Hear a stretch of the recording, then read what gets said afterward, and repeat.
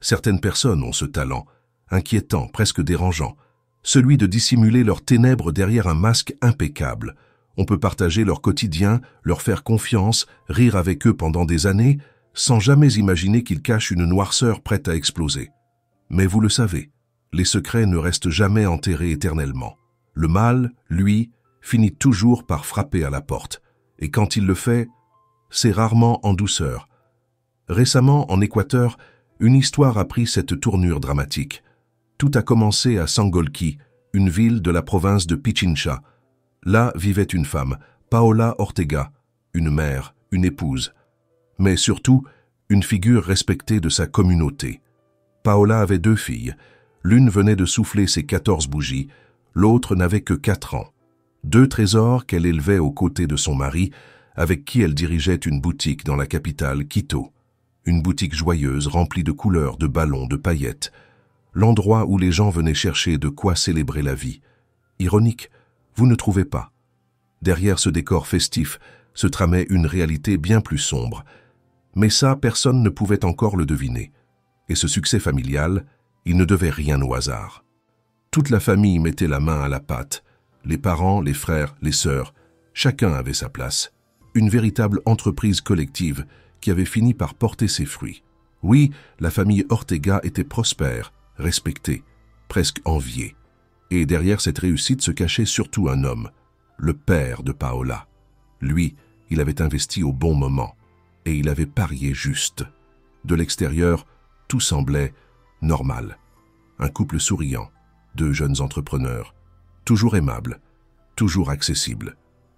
Ensemble, ils élevaient 2 filles. L'aînée venait d'une précédente relation, mais Christian, le nouveau mari, l'avait accueillie comme si elle était la sienne. L'image parfaite du beau-père modèle.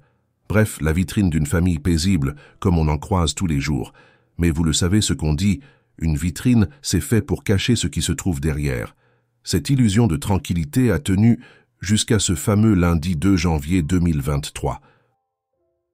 Ce matin-là, Paola s'était levée dans sa maison de Sangolquí. Rien ne laissait présager que cette journée basculerait dans l'horreur. Son mari, Christian, était parti à Quito. Il devait rentrer vers 18h, des affaires personnelles à régler. Paola, elle, s'était consacrée à son commerce. La boutique, son royaume, où elle avait passé toute la journée à s'occuper de ses clients, à ranger, à vendre, à sourire. Et puis, la fin de journée est arrivée. Vous savez ce moment où les rideaux commencent à tomber, où la fatigue se fait sentir? Normalement, un assistant l'accompagnait, mais pas ce jour-là. Ce jour-là, elle était seule. Et c'est là que tout a basculé. Alors qu'elle arrangeait des articles en vitrine, 2 hommes ont franchi la porte. Inconnus. Des regards fermés, une attitude lourde, menaçante. Vous voyez ce genre d'entrée où, sans qu'un mot soit prononcé, ton instinct hurle « danger ». C'est exactement ce que Paola a ressenti. Elle l'a su. Au fond d'elle, elle a compris. Ces hommes n'étaient pas venus pour acheter. Ils étaient venus pour la tuer. L'un d'eux s'est approché du comptoir, feignant l'innocence. Il parlait de ballons, d'une fête d'enfants, comme si une commande colorée pouvait cacher ses véritables intentions. Mais ces mots sonnaient creux, comme une mauvaise réplique mal apprise. Pendant ce temps, l'autre, resté près de la porte, balayait la pièce du regard. Nerveux, aux aguets, chaque détail comptait, comme s'il savait que le moindre faux pas pouvait compromettre leur plan. Face à ces 2 hommes, Paola a trouvé une excuse. Elle s'est éloignée de la caisse en prétextant devoir appeler la responsable. Mais au lieu de composer le numéro de la police, elle a appelé sa mère. Comme si, dans un moment pareil, le premier réflexe était de chercher le réconfort maternel plutôt que la protection des autorités. Et d'une certaine façon, ça en dit long. Sa mère, à la retraite, n'a pas hésité une seconde. Elle a senti le danger à travers les mots de sa fille. Elle lui a conseillé de fermer la boutique sur le champ. « Il est tard », lui a-t-elle dit. « Personne ne viendra acheter quoi que ce soit à cette heure. » Un conseil plein de bon sens. Mais vous savez ce qui arrive souvent quand 2 voix s'opposent, car Paola a aussi contacté son mari. Et Christian, lui, a balayé ses craintes. Pour lui, ces 2 hommes étaient peut-être simplement des clients. Des clients un peu bizarres, d'accord, mais rien d'alarmant. Inutile de fermer, lui a-t-il assuré. De quoi semer le doute dans l'esprit de Paola. Quelques minutes plus tard, la mère a rappelé. Elle a insisté, pressé sa fille. « Pars, ferme tout de suite. » Mais Paola, influencée par la voix rassurante, ou plutôt désinvolte de son mari, a choisi de rester. Vous voyez la scène? Entre la voie de la prudence et celle de la banalisation, elle a opté pour la seconde. Finalement, les deux hommes ont compris qu'ils avaient trop attiré l'attention. Ils sont sortis comme si de rien n'était, laissant derrière eux une atmosphère glaciale. Rien ne s'était passé, officiellement. Mais vous le sentez comme moi, ce n'était qu'un sursis. Heureusement, la persistance de sa mère a fini par porter ses fruits. Vers 19 h, Paola a fermé la boutique, 1 heure après cette étrange visite. Christian est ensuite venu la chercher devant la boutique. Rien d'anormal jusque-là. Paola, soulagée de retrouver son mari, lui a proposé de rentrer directement à la maison, partager un dîner tranquille en famille. Mais lui a refusé. Prétexte, leur fille aînée aurait envie de hamburgers. Un détail banal en apparence. Mais Paola, intriguée, a quand même voulu vérifier. Elle a appelé sa fille. Et vous savez ce qu'elle a répondu? « Non, maman, je n'ai rien demandé. » Étrange, non? Mais comme les parents passaient déjà dans le coin, l'adolescente a fini par accepter l'idée. Alors, le couple est monté dans le pick-up. Direction le fast-food. Tout semblait encore normal. Sauf que Christian a garé le véhicule un pâté de maison plus loin. Une manie de respecter les règles, de se plier à la signalisation. Quelque chose qui ne lui ressemblait pas du tout.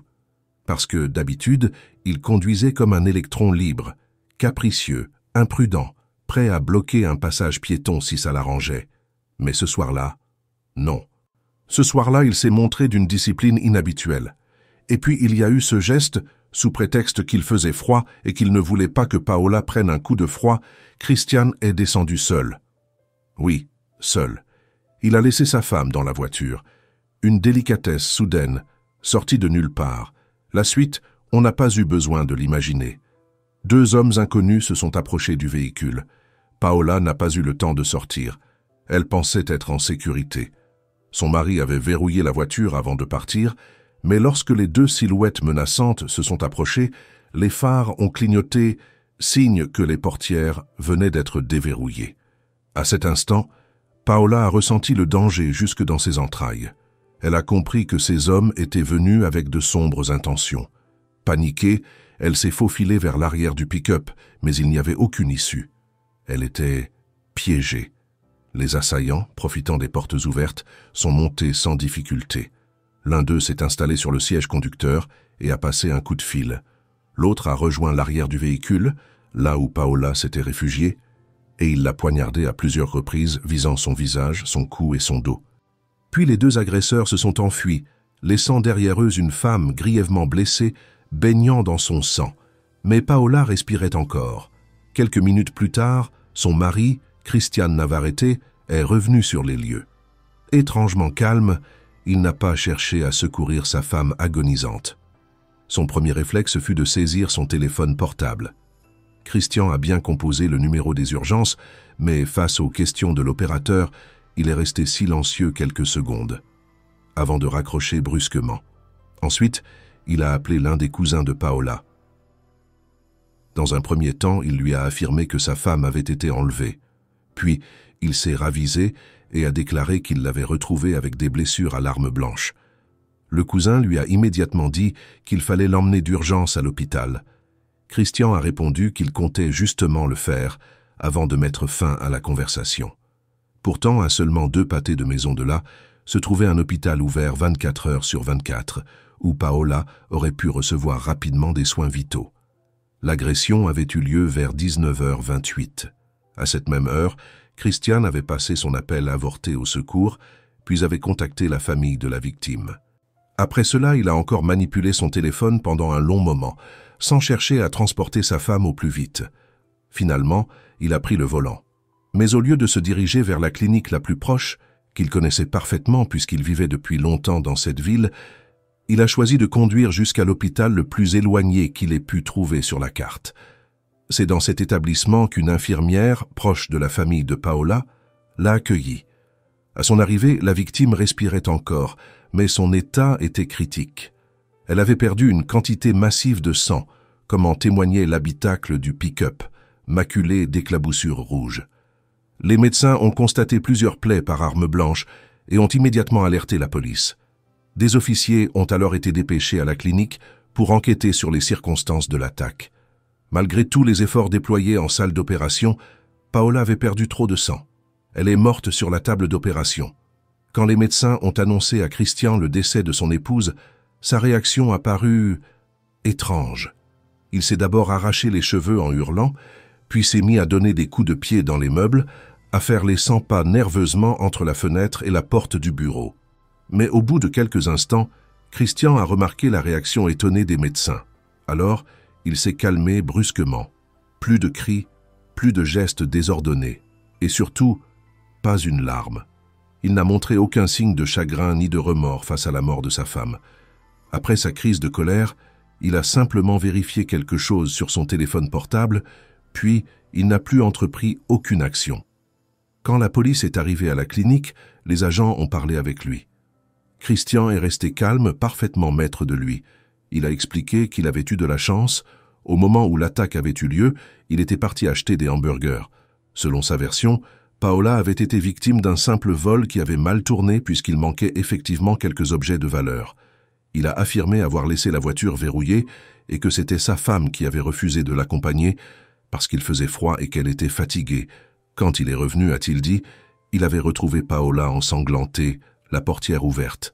Alors, il avait immédiatement appelé les secours avant de la conduire lui-même à l'hôpital. À ce stade, personne ne l'a soupçonné. Son récit a paru logique, cohérent. Et surtout, tout le monde connaissait ce couple comme deux êtres profondément amoureux, unis depuis de longues années, élevant ensemble leurs 2 filles. Christian a toujours été proche de son épouse, de ses filles et de toute la famille. Il existait des centaines de photos immortalisant les visages souriants du jeune couple, capturés lors de moments mémorables.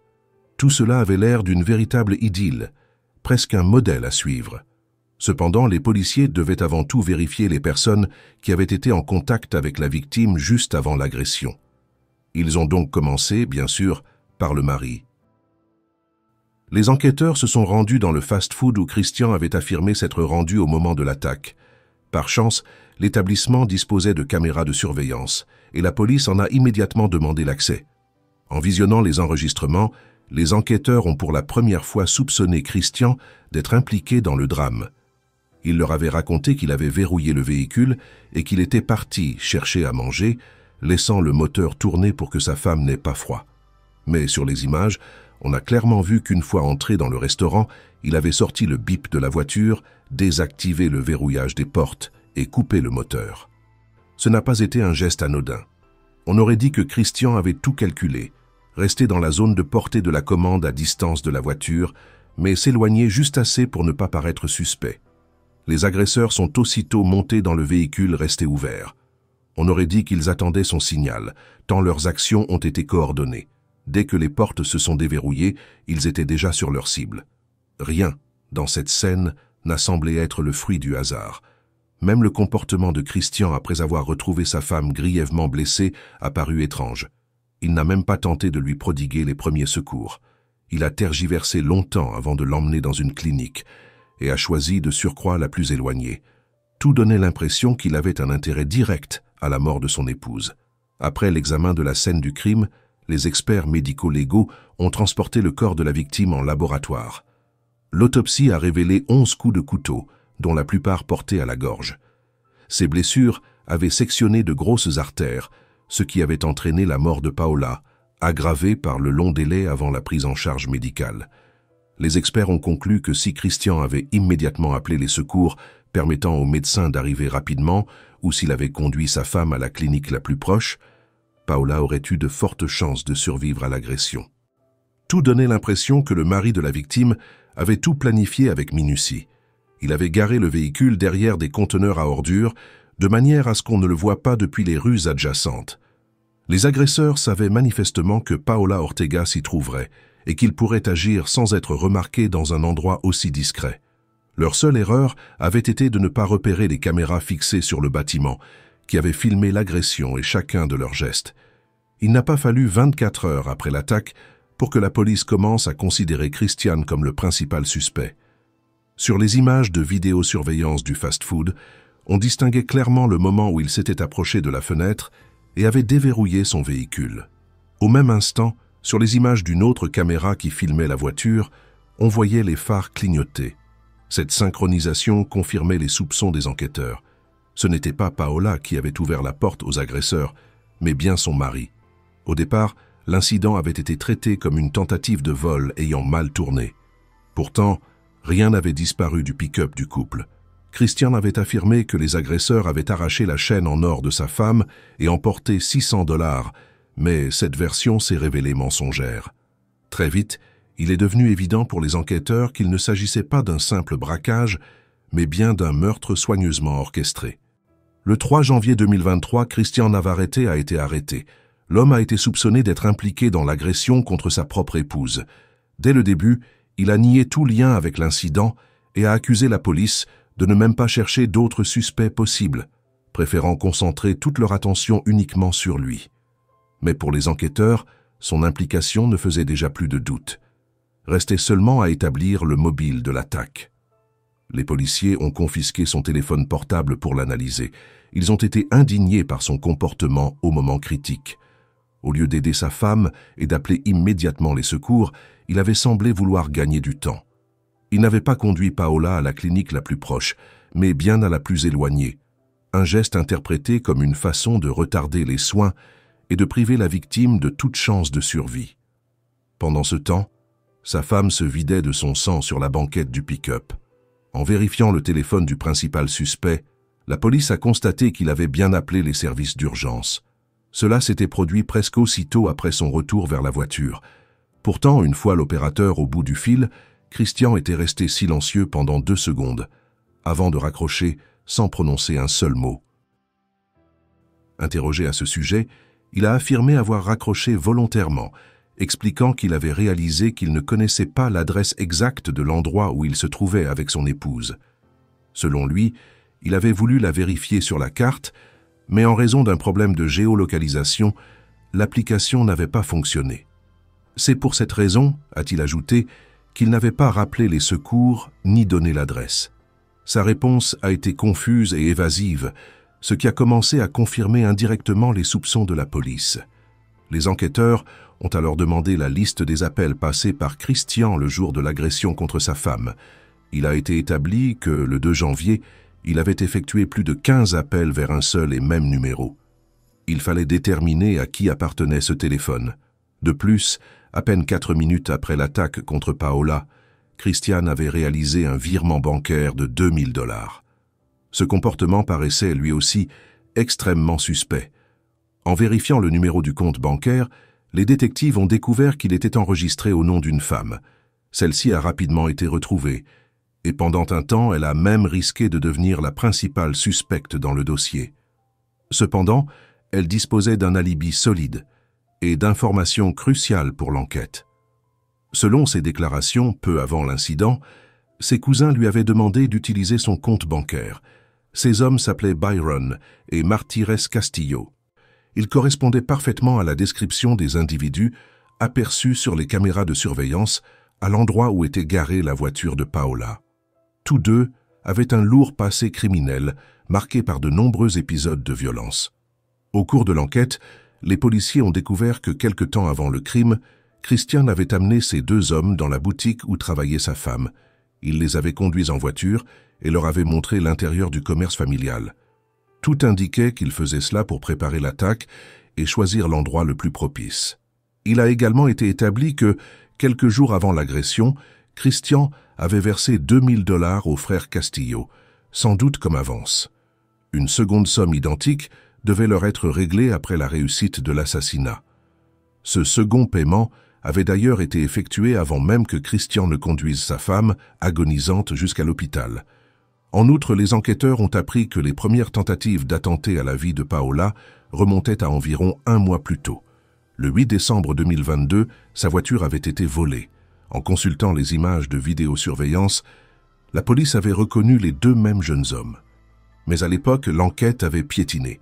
Les autorités n'avaient pas encore identifié les voleurs, car Christian lui-même était intervenu, affirmant que les auteurs du vol l'avaient contacté pour lui proposer de restituer les effets personnels qui se trouvaient dans le véhicule. Il était parti à la rencontre des voleurs et il était revenu avec tout le contenu du coffre et de la boîte à gants. Il avait même rapporté à sa femme son portefeuille, qui contenait de l'argent et des cartes, intactes. Quand ils ont appris cela, les policiers ont été extrêmement surpris, car un tel scénario n'était pas courant dans leur pratique. Pourquoi Christian n'avait-il pas averti les autorités que les criminels l'avaient contacté? Cela restait incompréhensible. Très vite, les enquêteurs ont commencé à soupçonner que les deux incidents étaient liés. D'abord le vol de la voiture, puis le meurtre. Selon eux, les voleurs de décembre étaient devenus les exécutants de janvier. Sentant qu'il se rapprochait dangereusement de la prison, Christian a inventé une nouvelle version pour justifier ses rencontres avec ces criminels. Cette hypothèse a trouvé confirmation lorsque la police a analysé les données de géolocalisation des 3 complices du meurtre. Les résultats ont montré que Christian, Byron et Martyrs s'étaient rencontrés à plusieurs reprises, y compris juste avant le crime. Confronté à ces preuves, Christian a tenté de se défendre en accusant les frères Castillo de racket. Selon lui, sa famille gagnait bien sa vie grâce au commerce, et les frères Castillo, membres du crime organisé, leur imposaient un impôt de protection. Ils menaçaient de brûler la boutique s'ils refusaient de payer. Christian a reconnu qu'il leur avait versé de l'argent peu de temps avant le meurtre de Paola, expliquant qu'il n'avait pas eu le choix. En cas de refus, les criminels avaient promis de s'en prendre à ses proches. Toujours selon lui, l'attaque contre sa femme aurait été une punition pour un retard de paiement. C'est ainsi qu'il a tenté d'expliquer non seulement ses rencontres avec ces hommes, mais aussi les versements d'argent, les trajets en voiture avec eux, et même la visite guidée de la boutique familiale. Mais les policiers n'ont pas été convaincus. Sur la base des informations recueillies, ils ont arrêté les exécutants du crime. Byron a immédiatement avoué avoir reçu 2000 $ de la part de Christian, mais pas comme taxe de protection. Il s'agissait bien d'une avance pour tuer Paola. Après l'attaque, il avait perçu le reste de la somme. Il a aussi confirmé qu'ils avaient utilisé le compte bancaire de leur cousine pour brouiller les pistes. Le 29 novembre 2023, les 3 personnes impliquées dans le meurtre de Paola Ortega ont comparu devant le tribunal. Plus de 60 témoins ont été entendus. Leurs dépositions ont permis de révéler la véritable nature de la relation entre les époux, ainsi que d'éclairer d'autres aspects de cette tragédie. Il a été établi que Christian n'avait pas été le mari attentionné que la famille de la victime imaginait. Pendant des années, Paola avait caché les mauvais traitements qu'elle subissait dans son mariage. Christian était plus jeune qu'elle de 3 ans. Au moment de l'agression, il avait 31 ans. Cette différence d'âge, bien que minime, avait pourtant servi de prétexte à ses moqueries et à ses insultes. Il appelait régulièrement sa femme vieille et laide, l'accusait d'être inutile et la menaçait de la quitter. Il a aussi été démontré qu'il avait menacé de lui enlever leur fille cadette, âgée de 4 ans. C'était son unique enfant biologique. La fille aînée de Paola, âgée de 14 ans, était issue d'une relation précédente. Malgré le fait qu'il les avait élevées toutes les deux, Christian n'aimait vraiment que sa propre fille et projetait de la garder uniquement pour lui. Dans des échanges de messages, il avait même écrit qu'il comptait l'emmener en Colombie pour commencer une nouvelle vie où Paola ne pourrait jamais la revoir. Le mépris de Christian s'exprimait à tous les niveaux. Paola savait qu'il l'avait trompée avec au moins 4 hommes et femmes différents. Christian couchait également avec les hommes. Et malgré ses infidélités répétées, elle lui avait pardonné. Tous ces tourments, elle les avait dissimulés à ses proches, craignant la réaction de ses parents. Pendant longtemps, le seul frein à la violence de Christian avait été le père de Paola, un homme sévère et autoritaire qui imposait une certaine crainte à son gendre. Mais 2 ans avant le drame, ce pilier s'est effondré. Le père de Paola est mort du Covid. La disparition de cette figure protectrice a littéralement libéré Christian, qui n'a plus ressenti aucun besoin de faire semblant.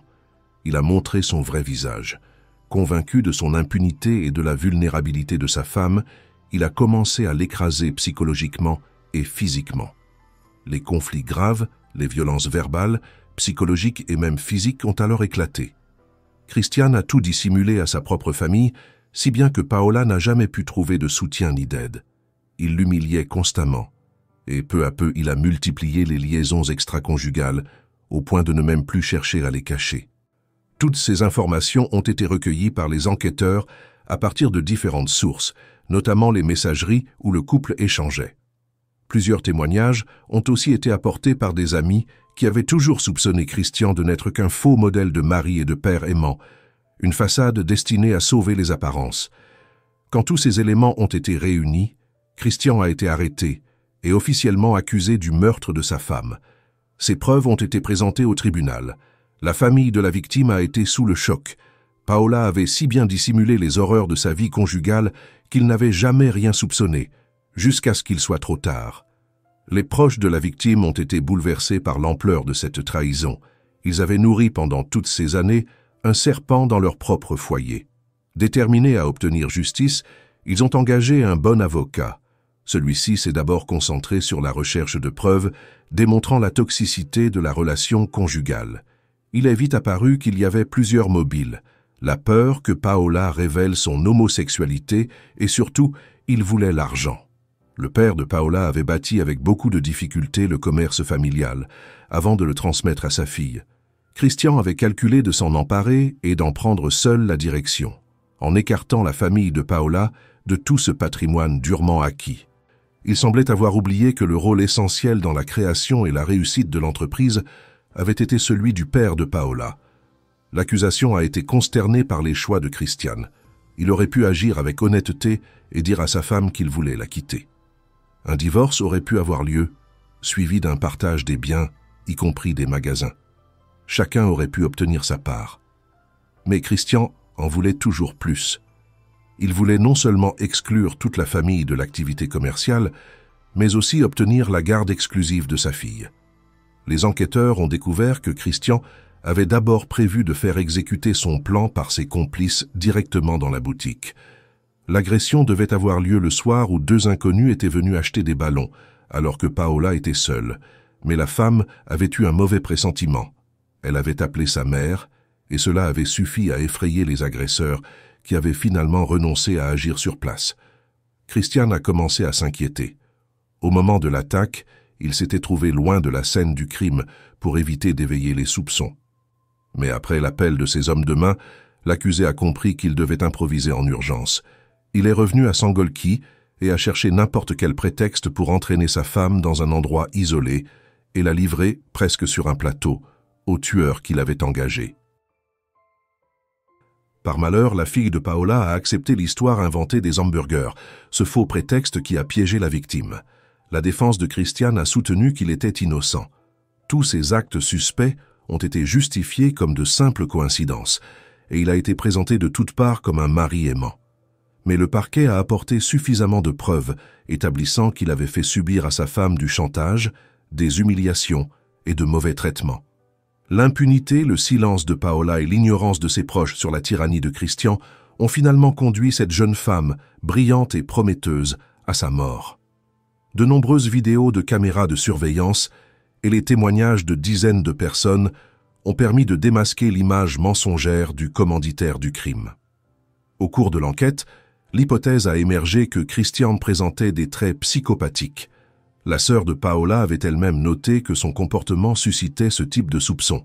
Elle avait confirmé que l'homme se montrait parfois extrêmement agressif envers d'autres personnes. Le psychiatre de prison, qui avait travaillé avec l'accusé, avait conclu que l'attitude de Christian après l'attaque sur son épouse correspondait bien au profil psychotique. Selon lui, ce genre de personnalité souffre de troubles émotionnels graves, absence d'empathie, manipulation constante, absence totale de responsabilité ou de culpabilité. D'après l'expert, la vie conjugale avait probablement connu des bouleversements qui avaient déclenché chez Christian un profond ressentiment envers sa femme. Malgré toutes ces preuves, le procès s'est étiré pendant près d'1 an. Au final, il a été démontré de façon irréfutable que le mari de Paola, Christian, avait élaboré avec Martyrs le plan de l'assassinat. Byron avait joué le rôle de principal complice et surtout d'exécutant, puisqu'il avait porté les coups de couteau à la victime sans défense. Après l'examen de toutes les pièces du dossier, le jury a rendu son verdict. Les 3 hommes ont été reconnus coupables. Chacun d'eux a été condamné à 34 ans et 8 mois de prison. Même si la famille de la victime a réussi à obtenir justice, elle ne s'est jamais remise de l'amertume de cette perte.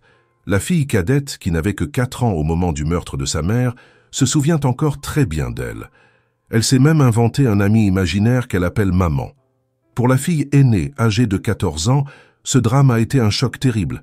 Elle a dû être hospitalisée en raison du traumatisme psychologique qu'elle a subi. La mère de Paola, quant à elle, se reproche encore de ne pas avoir vu la véritable situation dans laquelle vivait sa fille et de ne pas avoir su l'aider à temps. Elle s'estime trop aveugle, et il n'y a pas un seul jour où elle ne pense pas à Paola, les larmes aux yeux. Et vous, qu'en pensez-vous? Laissez votre avis dans les commentaires sous la vidéo. N'oubliez pas de mettre un like, de vous abonner à la chaîne et d'activer la cloche pour ne rien manquer. Merci pour votre attention. À bientôt.